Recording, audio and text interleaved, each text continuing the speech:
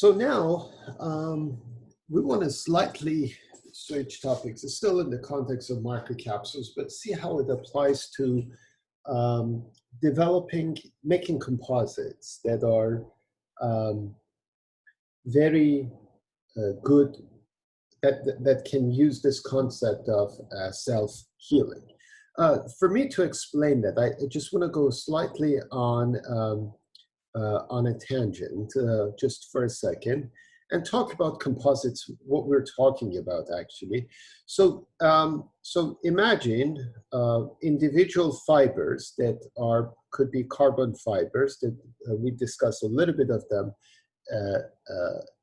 in the context of composite, in the context of carbon materials. So these are, let's say, 5 micrometer carbon fibers, 5 micrometer in diameter. If you look at a composite, so for instance, you may see something like this. You can see individual carbon fibers like that. And so the rest of it, whatever is in between these, is actually my matrix. A lot of times, the matrix is a polymer, like a thermoset, like an epoxy.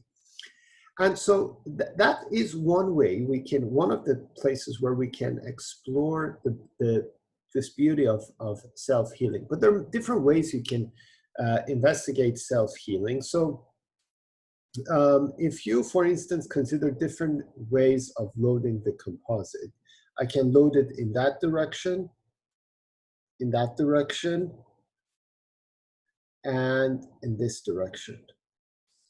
So if I call this 1, I can call this 2 and 3. This is, I'm talking about the uniaxial composite. Self-healing makes a lot of sense. The type of self-healing we investigated makes a lot of sense, especially when you consider this mode 2 and mode 3, but not so much this mode 1. So basically, not so much this mode 1. And the reason is that in mode 1, most of the load is carried by the fibers. And with the mechanisms for self-healing we have investigated is limited to polymers. So we have to look at modes 2 and 3 in composites. Typically, the volume fraction of fibers in the composite can reach as much as 60%. That's something to keep in mind, because most of the strength of the composite and stiffness of the composite in one direction comes from fibers. So anything you do to impose self-healing, to give them self-healing capability, has to be done with that in mind. In other words, you cannot sacrifice that a lot. You cannot sacrifice it. You shouldn't sacrifice that.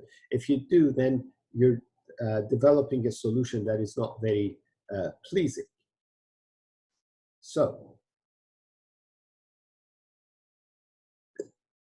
now if I go back to my slides, so in this case, they investigated the self-healing,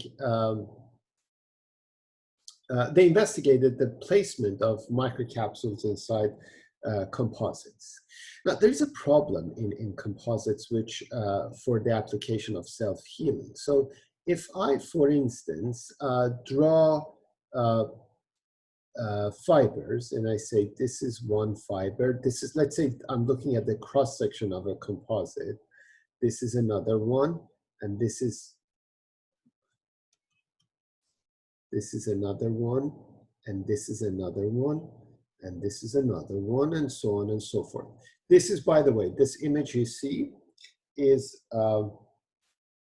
X-ray tomography image of reconstructed 3D image of carbon fibers.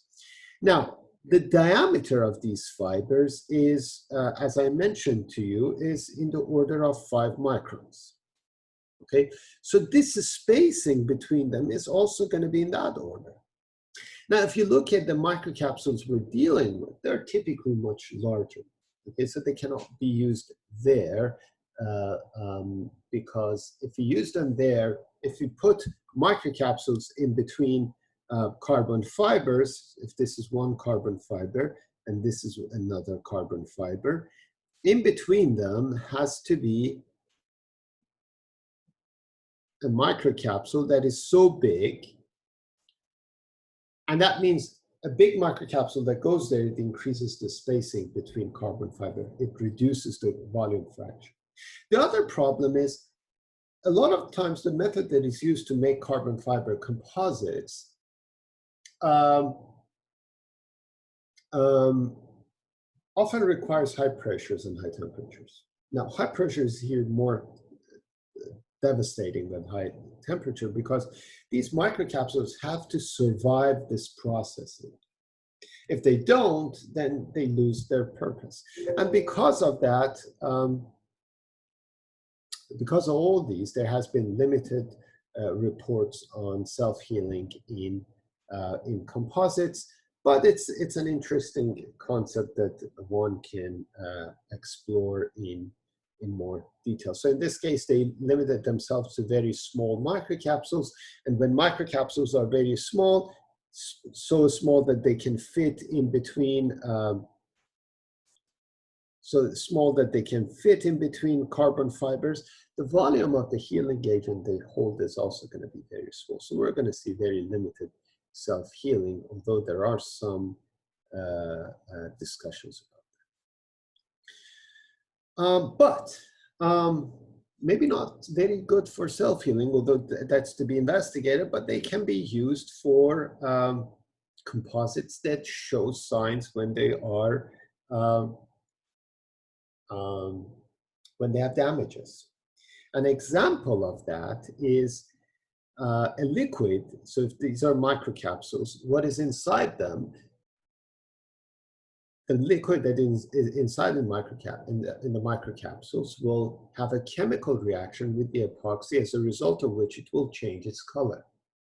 And so if the color change is drastic, is sufficiently large, by advancing the crack, this is the case where they scratched the composite. They went from 1 to 2 to 3. They scratched more and more and more. So they released these bleeding agents. And as a functional percentage of the bleeding agent, you see a contrast between the two colors, the uncracked material and the cracked material appears.